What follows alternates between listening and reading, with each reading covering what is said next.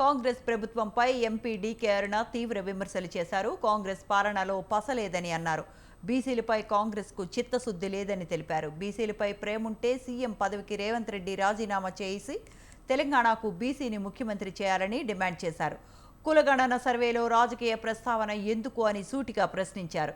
కులగణనలో కుటుంబ వివరాలు మాత్రం ఇవ్వటానికి తాను సిద్ధమేనని, ఇతర వివరాలు కావాలంటే నా ఎన్నికల అఫిడవిట్ చూసుకోవాలని సూచించారు. రేవంత్ రెడ్డిని తెలంగాణ నుంచి బహిష్కరించడానికి ప్రజలు సిద్ధంగా ఉన్నారని తెలిపారు.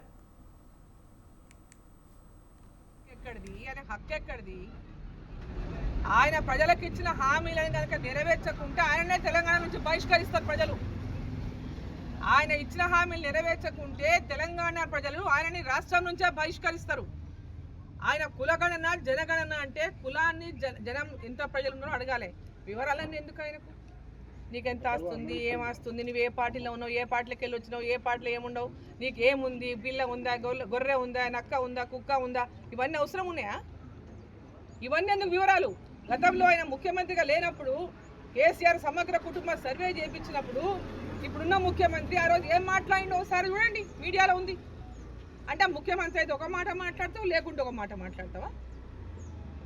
ఇప్పుడు కులగణన చేయను, జనగణన చేయడానికి ఎవరు అభ్యంతరం పెట్టరు.